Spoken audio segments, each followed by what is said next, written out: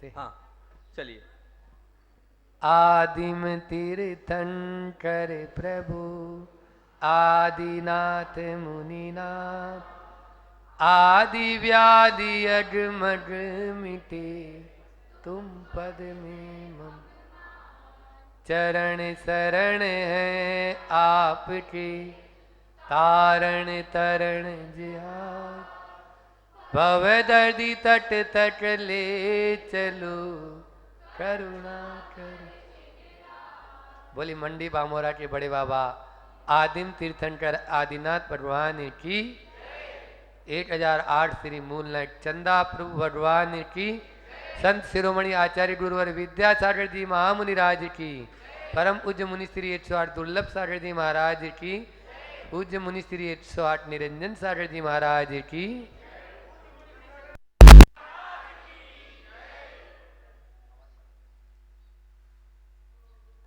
कल तक तो हमने सागार धर्मामृत की उस कारिका के माध्यम से आपको रसपान कराया था, जिसमें गृहस्थ से सदगृहस्थ बनने के गुणों का वर्णन दिया था। आज अपन को नया विषय लेना है। एक बार ऐसा हुआ, मास्टर जी ने बच्चों से कहा, बच्चों कुत्ते पर लेट लिख के लाना। क्या बोला?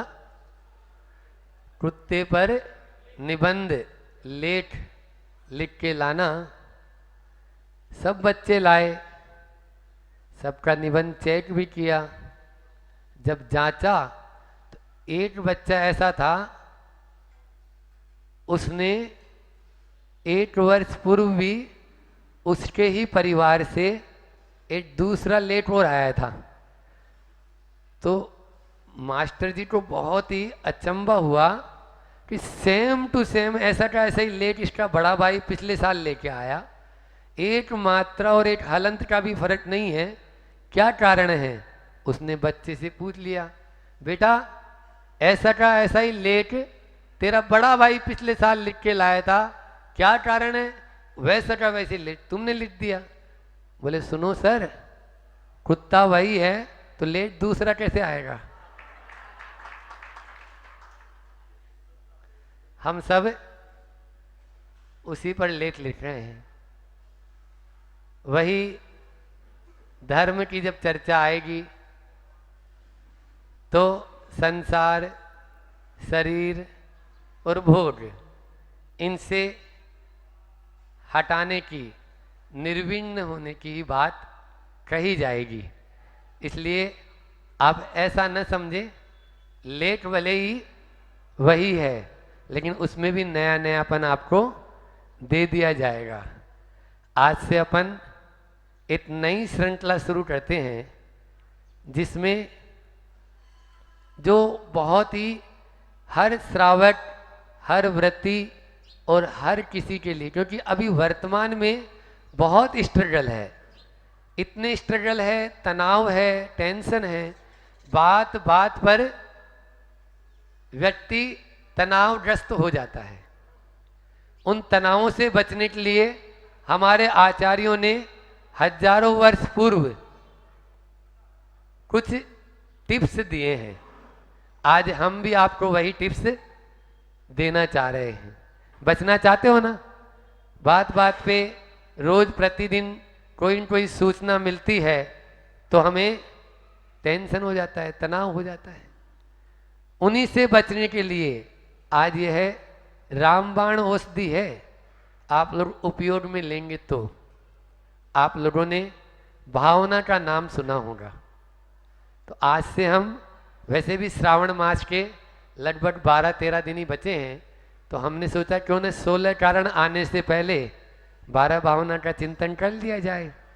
आगे 16 कारण जी पर्व आने वाला है, फिर 10 धर्म पर्व आने वाले हैं, उससे पूर्व अपना 12 भावना पर भी चिंतन हो जाएगा। वो 12 भावना जो बड़े बड़े आचार्यों ने चिंतन किया है, वो 12 भावना तीर्थंकर सरी के भी जब वैराग्य की ओर अग्रसर होते हैं, सबसे पहले स्वर्ग से, पांचवें स्वर्ग से लोकांतिक देव आकर उनकी अनुमोदना करते हैं और इन 12 भावना का ही चिंतन करते हैं।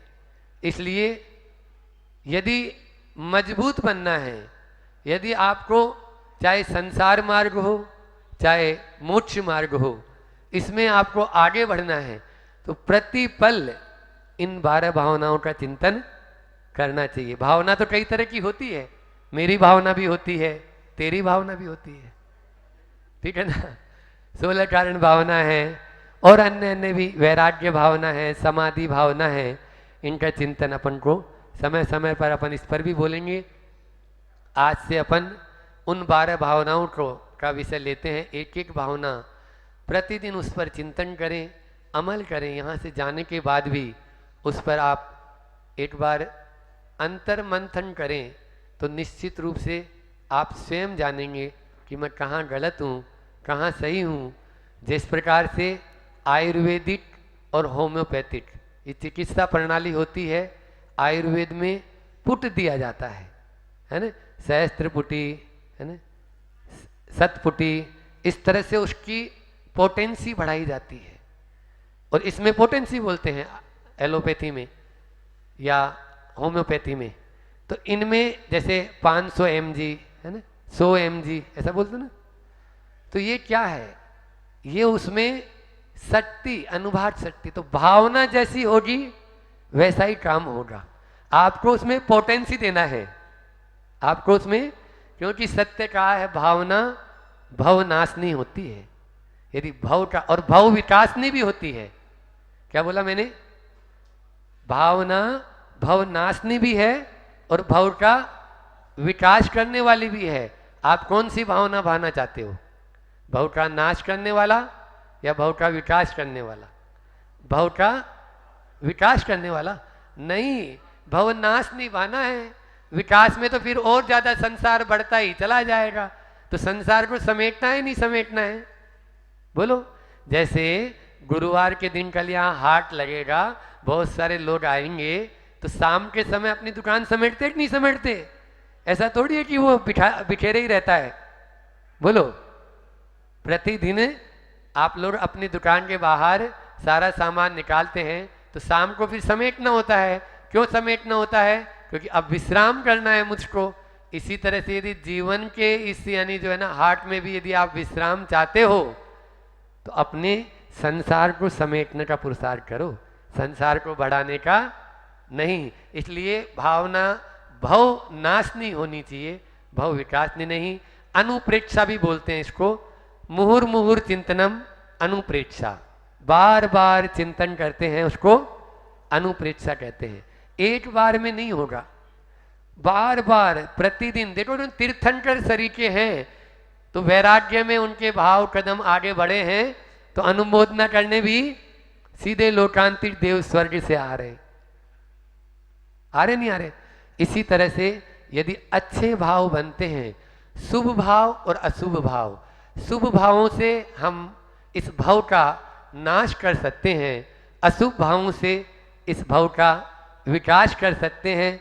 आप जो चाहते हैं वो करें, लेकिन शुभ भाव करेंगे तो निश्चित रूप से शुभ प्रवृत्ति होगी। और जब चित्त में शुभ प्रवृत्ति होगी तो आपका चित्त अशांत नहीं होगा, शांत रहेगा। और शांत रहने के यही तो तरीके हैं। उन 12 भावनाओं का नामोच्चारण अपन करते हैं। पहली है अनित्य भावना, असरण भावना, संसार भावना, एकत्व भावना, अन्यत्व भावना, असुचि भावना, आश्रव भावना, संवर भावना, निर्जरा भावना, लोट भावना, बोधि दुर्लभ भावना, और अंतिम है धर्म भावना। बहुत अच्छा। तो इन भावनाओं का, एक एक भावनाओं का आज अपन अनित्य भावना पर चिंतन करते हैं, बातचीत करते हैं। अनित्य, संसार में कुछ भी नित्य नहीं है, सब कुछ क्षण भंगुर है। क्षण भंगुर इस जीवन में यदि अपन नित्य का भ्रम पाल लेंगे तो क्या होगा? अपनी दृष्टि गलत हो जाएगी। इसलिए क्षणभंगुर जीवन को या अन्य जो पदार्थ हैं उनको नित्य मानना बहुत बड़ी भूल है। अपन अभी मैंने बोला कि भावना भवनाशनी है, तो नित्य भावना है, अनित्य भावना है। उस अनित्य भावना में इस शरीर को आदि लेकर, सुन रहे हो, शरीर को आदि लेकर संसार के जितने भी पदार्थ हैं वे सब के सब अनित्य हैं। केवल मात्र कौन बचा? एक बचा। कौन बचा बताओ शरद जी? आत्मा। बहुत अच्छा बताया उन्होंने। आत्मा ही नित्य है, बाकी सब अनित्य है। जब आत्मदृष्टि होगी तभी हमारा उस अनित्यता पर ध्यान जाएगा। ये जितना भी जो हम देख रहे हैं, कल महाराज श्री जी ने बोला था ना, परिवर्तन होता है। परिवर्तन संसार का नियम है। इसलिए आप उस परिवर्तन को शाश्वत मानिए। शाश्वत मानने का मतलब ये है, देखो शाश्वत भी और परिवर्तन भी है, मतलब परिवर्तन होना निश्चित है, वो अनित्य है ना, नित्य नहीं है। आज आत्मा ही अजर अमर है, बाकी सब विनाशिक है, क्षण मंडूर है। इसलिए संयोग में वियोग में गाफिल नहीं होना है। लाभ में हानि में हमको समता रखना है, तभी होगा। एक उदाहरण याद आ रहा है कि संसार में किस तरह का यह परिवर्तन है। एक मंत्र दे देता हूं तो आप उससे समझ जाएंगे। एक राजा एक संत के चरणों में पहुंचा, संत से अनुनय विनय किया, भगवान आप कोई मंत्र दे दें जो मेरे जीवन का कल्याण कर सके। राजा ने संत ने सोचा अपने पास तो कुछ नहीं है ऐसे देने के लिए, फिर भी ये यदि राजा है मान रहे हैं, तो उन्होंने अपनी बाह पे एक ताजीब बंधा हुआ था। ताजीब तो वो, हाँ, तो वो ताजीब खोल के राजा को दे दिया। स्वर्ण का ताजीब था। बोले ये मेरे तो काम नहीं आया, मेरे गुरु ने मुझे दिया था और इसमें एक मंत्र लिखा हुआ है, लेकिन इसका तभी प्रयोग करना जब तुम चारों तरफ से समस्या से घिरे हो और उस समस्या का कोई निदान नजर नहीं आ रहा, कोई उपाय नजर नहीं आ रहा हो। ठीक है, राजा ने कहा ऐसा ही करूंगा। एक से तो दिन रहते नहीं है। हुआ ये कि धीरे धीरे दिन गुजरते गए और एक बार अचानक पर चक्र में आक्रमण कर दिया उसके। उस समय पूरी तैयारी थी नहीं। तैयारी नहीं होने से पूरा का पूरा हमला एक साथ होने से राजा को भी अपना राज्य छोड़ के भागना पड़ा। सैनिक पीछे पीछे, राजा आगे आगे। देखा आज तो मौत निश्चित है, लेकिन फिर भी कोई बात नहीं। देखा सामने बिल्कुल पहाड़ आ गया, पीछे से सैनिक भी आ रहे हैं, कुछ नहीं दिखा। एक गुफा बाजू में थी, उस गुफा में चला गया। जितने में वो गुफा में गया उतने में एक मकड़ी ने उस पर जाला बना दिया दरवाजे पर। सैनिक आए तो उनको लगा कि यहाँ कोई नहीं गया होगा, क्योंकि यहाँ तो जाला बना है। ठीक है, अब बाद में उसने देखा आज तो मैं फंस गया हूँ और मरूंगा, वो लोग आएंगे अंदर तो मुझे मार देंगे, इसलिए ये गुरु मंत्र आज देखता हूँ। खोला ताजीब, उसमें लिखा हुआ था ये भी बीत जाएगा, यह भी बीत जाएगा। और ऐसा ही हुआ। थोड़ी देर में वो घोड़े सब वापस चले गए। जब टापों की आवाज बंद हो गई, उसने फिर से अपनी सैन्य शक्ति तैयार की, आक्रमण किया और परास्त कर जैसे ही सिंहासन पर बैठने वाला था उसको वही बात याद आई, यह भी बीत जाएगा। इसलिए आप लोगों से भी यही कहना चाहता हूं कि आप इस मंत्र को हमेशा याद रखें, यह भी बीत जाएगा। कुछ भी शाश्वत नहीं है, सब कुछ यहाँ पर क्षणभंगुर है। इसलिए अपन को अनित्य पर चिंतन करना है, नित्य जो है उसको देखना है, अनित्यता की ओर अपना ध्यान हटाना है। इंद्रजाल आकाश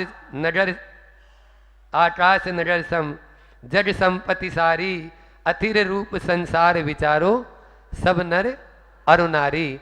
मंडत राय जी 12 भावना में बहुत अच्छी अच्छी पंक्तियां आप लोग प्रतिदिन उसका उच्चारण कर सकते हैं। इतना ही रखते हैं, समय आप सबका हो चुका है। बोलिए अहिंसा परमो धर्म की। मैं अपनी